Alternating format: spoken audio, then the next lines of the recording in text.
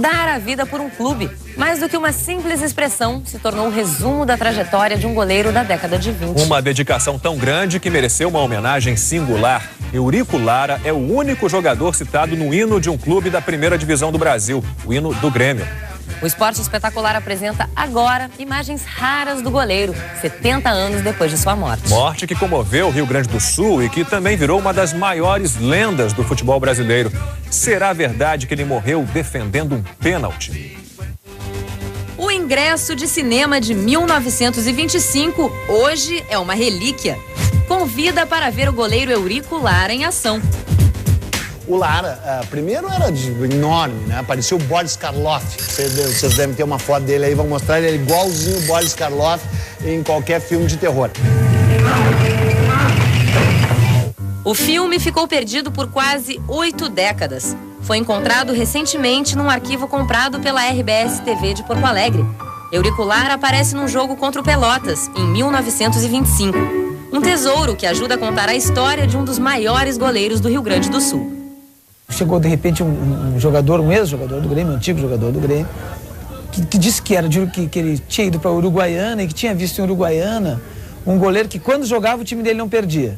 As pessoas que o viram jogar disseram, olha, tem um goleiro inigualável, quando ele joga o time dele não perde. Comentou com os dirigentes do clube, né, o Assunção, né, que existia um goleiro em Uruguaiana, quando ele jogava, o time não perdia. E o Grêmio mandou enviar do Uruguaiana, que ficou impressionado com esse goleiro, que era o Lara, né? E o Grêmio quis contratá-lo, quis levá-lo para Porto Alegre. Consta que ele não queria sair de Uruguaiana e que teria, inclusive, até simulado uma doença, baixado a enfermaria para não sair de Uruguaiana. Mas aí o Grêmio tinha um dirigente que era militar graúdo, que fez com que o Lara, que servia o exército na ocasião, viesse para Porto Alegre. Lara chegou a Porto Alegre em 1920 e em 16 anos conquistou 16 títulos. Todos que o viram jogar são unânimes. Eurico Lara foi o maior goleiro produzido pelo Rio Grande do Sul. O jornalista Luiz Mendes viu Lara jogar por apenas 45 minutos, num Grenal. Tempo suficiente para, ainda menino, virar fã do goleiro. Meu velho tio Oscar, que era o membro da família que mais gostava de futebol, me levou para ver esse jogo. Ele era torcedor do Internacional e, como colorado, queria que eu também fosse. Só que eu vi esse goleiro jogar. E ele me chamou para o outro lado, porque, na verdade, ele foi sensacional. O Grenal em questão aconteceu em 1935. Foi tão importante que até hoje a bola daquele jogo está exposta no Museu do Grêmio. O ano de 1935 é um ano muito especial para o Rio Grande do Sul, porque foram 100 anos da Revolução Farroupilha, né? 1935 teve o Grenal Farroupilha. Nesse Grenal foi a última partida do Lara. Diziam que esse campeonato valeria por 100 anos, por ser o campeonato de um centenário. E aí transcorre o jogo 0-0, aquela coisa, o jogo está chegando ao seu final. Naquela época o jogo levava 80 minutos, não 90. O Internacional já festejava o título, porque com o empate era ele o campeão.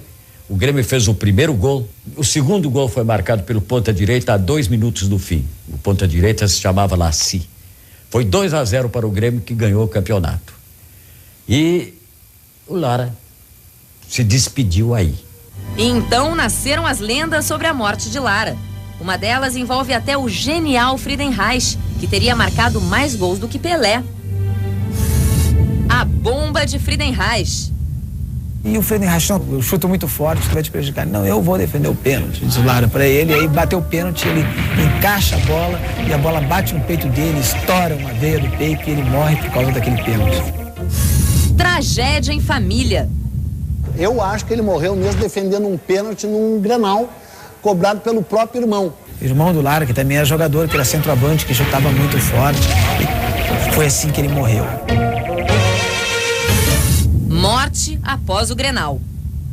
O Lara joga até o meio do jogo, no intervalo ele sai doente, sentindo a tuberculose, e de lá não sai mais do hospital, né, e acaba morrendo. Já, logo depois do intervalo, a gente conta qual dessas lendas é a verdadeira história da morte de Lara. Eu acredito piamente, você que está dizendo que é lenda, eu acredito em todas como fatos históricos. E mostra também a homenagem que o goleiro recebeu de um dos maiores nomes da música popular brasileira. Lara, o craque mortal, sou o teu nome elevar. Hoje com No bloco anterior, o Esporte Espetacular contou a história do goleiro Eurico Lara, um dos grandes ídolos do Grêmio, e deixou no ar a pergunta: como Lara morreu?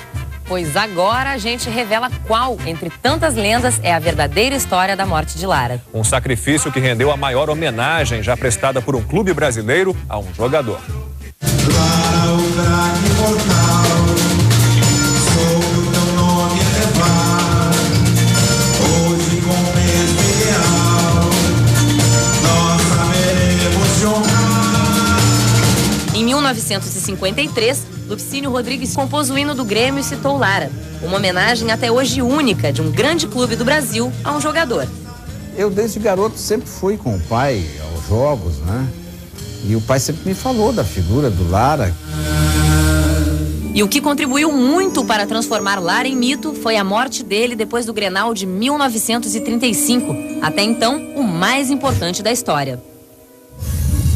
A morte de Eurico Lara. O Lara já estava doente, tinha tuberculose, né, que naquela época era fatal, né?